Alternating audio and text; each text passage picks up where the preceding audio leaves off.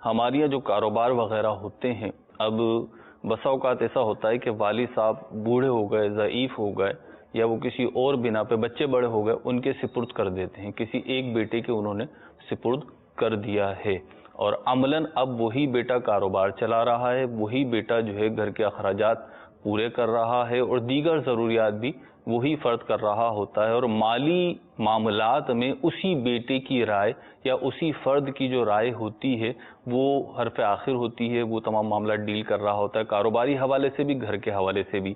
اب جب یہ سارے کاروبار اس کے سپرد کر دیا، اور عملی طور پہ والد صاحب یا جو بھی اس سے پہلے کاروبار کا بڑا تھا وہ اس کاروبار سے جدا ہو گئے، یہاں تک کہ اب پیسے بھی وہ والد صاحب جو ہیں وہ اس بیٹے سے لیتے ہیں، اپنے گزر اوقات کے اخراجات کے پیسے، تو ایسی صورت حال میں اگر والد صاحب کا انتقال ہو جاتا ہے تو یہ جو معاملہ ہے کاروبار کا، اس کی شرعی حیثیت کیا ہوگی، اس کا مالک کون کہلائے گا؟ یہ مسئلہ بڑا ہی مارکۃ العرا ہے اور بہت کثرت سے وقوع پذیر ہونے والا ہے، یعنی بہت زیادہ معاشرے میں پایا جاتا ہے، جو حضرات خاص طور پر کاروبار سے وابستہ ہوتے ہیں۔ شریعت مطہرہ کے انتقال ملکیت کے کچھ اصول و ضوابط بڑے واضح ہیں۔ ٹھیک ہے۔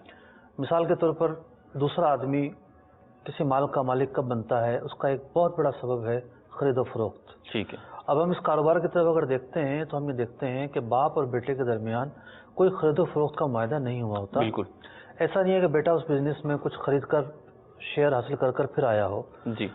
دوسری صورت یہ ہوتی ہے کہ وراثت میں کوئی مال ملے، جی، اگر اس مال کو ترکہ مانا جائے تو ظاہر بات ہے سارے ورثہ مالک ہوں گے۔ ٹھیک ہے۔ کیونکہ ترکے کی تعریف یہ ہوتی ہے کہ میت کے انتقال کے وقت تک جو جو مال و اسباب اس کی ملکیت میں باقی ہوں وہ اس کے انتقال کے بعد ترکے میں شامل ہو کر ورثہ کی ملکیت میں آ جاتے ہیں۔ تیسری صورت ہوتی ہے انتقال ملکیت کی ہبہ، یعنی گفٹ کا جو عمل ہے وہ ہونا۔ صحیح۔ اب گفٹ کا جو عمل ہے وہ بھی یہاں ہوتا نہیں ہے، یعنی گفٹ کے لیے ضروری ہے کہ گفٹ کرنے والا اپنا قبضہ چھوڑ کر مکمل طور پر سامنے والے کو کے ہینڈ اوور کر دے، اور ہینڈ اوور کرنا گفٹ کی علامت نہیں ہے، گفٹ کے الفاظ بھی پائے جائیں۔ اچھا، الفاظ ہوں مخصوص۔ اب بہت سارے لوگ اپنا کاروبار ملازموں کو دے کے چلے جاتے ہیں، صحیح، ملازمین دیکھ رہے ہوتے ہیں، تو ہینڈ اوور تو یہاں بھی کر دیا گیا۔ ٹھیک ہے۔ تو یہاں اصلاً مقصود یہ نہیں ہوتا کہ جناب انہیں گفٹ کر دیا گیا ہے۔ صحیح۔ تو گفٹ کے الفاظ ہوں گے، گفٹ کی جو ہے وہ صورتیں ہوں گی، بالفرض اگر والد گفٹ بھی کرتا ہے، جی، مثال کے طور پر والد نے قبضہ بھی دے دیا، گفٹ بھی کر دیا، الفاظ بھی بنا دیے، ایگریمنٹ بھی بنا دیا، تب بھی شرعی اعتبار سے یہاں والد قابل مواخذہ ہوگا۔ اس اعتبار سے قابل مواخذہ ہوگا کہ جب زندگی میں مال تقسیم کرنے کا معاملہ ہو یا ویسے بھی تحفے تحائف کا معاملہ ہو تو والد پر ضروری ہے کہ اولاد کے اندر مساوات برتے۔ ٹھیک ہے۔ یہ نہیں کہ ایک بیٹے کو تو نوازا جا رہا ہے دوسرے کو چھوڑ رہا ہے، یا بیٹوں کو دے رہا ہے بیٹیوں کو نہیں دے رہا۔ ٹھیک۔ زندگی کے اندر تحفے تحائف، گفٹ، مالی جو معاملات ہیں وہ اگر دینے ہیں تو تمام اولاد کو برابر دینے ہوں گے، پہلی صورت ہے۔ ٹھیک ہے۔ دوسری صورت یہ ہے کہ بیٹوں کو 2 حصہ اور بیٹی کو 1 حصہ دیا تب بھی یہ مساوات کے خلاف نہیں ہوگا۔ ٹھیک۔ اب جو صورتحال ہوتی ہے اکثر و بیشتر وہ یہ ہوتی ہے کہ والد یہ دیکھتا ہے کہ اس بیٹے کو میں ٹرینڈ کروں، جی، باقی بیٹے جو ہے نوکریوں پر ہیں یا چھوٹے ہیں، اس کو میں ٹرینڈ کرتا ہوں، جی، تو اس کے وہ ہینڈ اوور کام کرتا ہے، آہستہ آہستہ وہ سنبھالنا شروع کر دیتا ہے۔ ٹھیک۔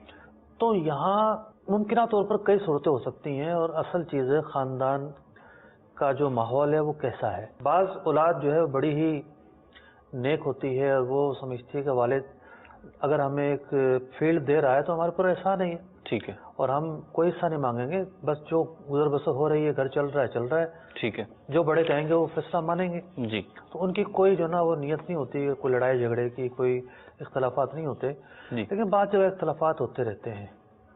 ٹھیک۔ اور ایسے میں ہوتا یہ ہے کہ جو اصول و ضوابط ہیں جی، ان کے تحت سارا مال ترکے میں چلا جاتا ہے، اور والدین بوڑھے ہونے کے سبب ایسا بھی ہوتا ہے کہ 10 سال سے 15 سال سے صرف ایک بیٹے نے یا 2 بیٹوں نے یا صرف بیٹوں نے ہی وہ کام آگے بڑھایا ہوتا ہے۔ ٹھیک۔ اور وہ یہ کہتے ہیں کہ ہم نے 10 سال میں کام کہاں سے کہاں تک پہنچا دیا، ہمارا شیئر تو زیادہ ہونا چاہیے تھا۔ صحیح۔ تو دیکھیں وہ زیادہ ہو سکتا تھا اگر آپ پہلے ممکنہ طور پر کوئی اس کا شرعی حل لے لیتے تو ٹھیک ہے، اس کا اگر شرعی حل لے لیتے تو ممکن تھا، مثال کے طور پر یہ والد کی زندگی میں ہی برابر برابر تقسیم کر لیتے. ٹھیک ہے جیسے جی مثال کے طور پر 10 لاکھ کا کاروبار ہے، جی لین دین مال اسباب سب چیز ملا کر جو بزنس ہے وہ 10 لاکھ روپے کا ہے. ٹھیک ہے اب والد جو ہے ان کو یا تو بیچ دے، صحیح 10 لاکھ کا مال بیچ دے، یہ طریقہ آسان ہے. ٹھیک ہے یہ جو 2 بیٹے ہیں جو کام کر رہے ہیں، یا 1 بیٹا یا 3 بیٹے ہیں، ٹھیک یہ ہے صرف بیٹے ہیں، بیٹیاں تو شامل نہیں ہوں گی، ٹھیک ہے بیٹوں کو بیچ دے. صحیح ہے اب 10 لاکھ روپے مشترکہ طور پر جی سب میں تقسیم کر دے، صحیح ہے بیٹوں میں بھی اور بیٹیوں میں بھی. صحیح اب کاروبار میں اگر فوری طور پر جی یہ 10 لاکھ روپیہ نکالنا ممکن نہ ہو جی تو 5-10 سال کے ادھار پر بیچ دے. ٹھیک ہے تو اب کیا ہوا، یہ کاروبار کلوز ہو گیا. ٹھیک بیٹے اور بیٹیوں کو جو شریعت مطالعہ کا حق بنتا تھا جی اس کے مطابق ایک حصہ ملا، کسی کی حق تلفی نہیں ہوئی. اب آج کے بعد جو بیٹے لے کر چلیں گے یہ خالصتاً ان کی پراپرٹی ہوگی.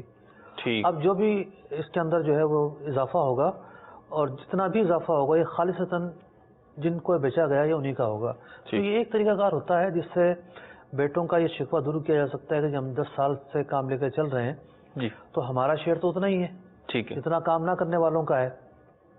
اور آج کے اس معاشرے کے اندر تو 1 سال بہت مطلب کہ بہت بڑا عرصہ ہوتا ہے. 1 سال کے اندر تو پراپرٹی کی قیمتیں کہاں سے کہاں پہنچ جاتی ہیں، جی اور 1 سال کی آمدنی کی بنیاد پر انسان بہت کچھ کرتا ہے. تو یوں یہ ہے کہ معاملات تو حساس ہیں، لیکن اصل ڈیپینڈ کرتا ہے گھر کی صورتحال کیا ہے.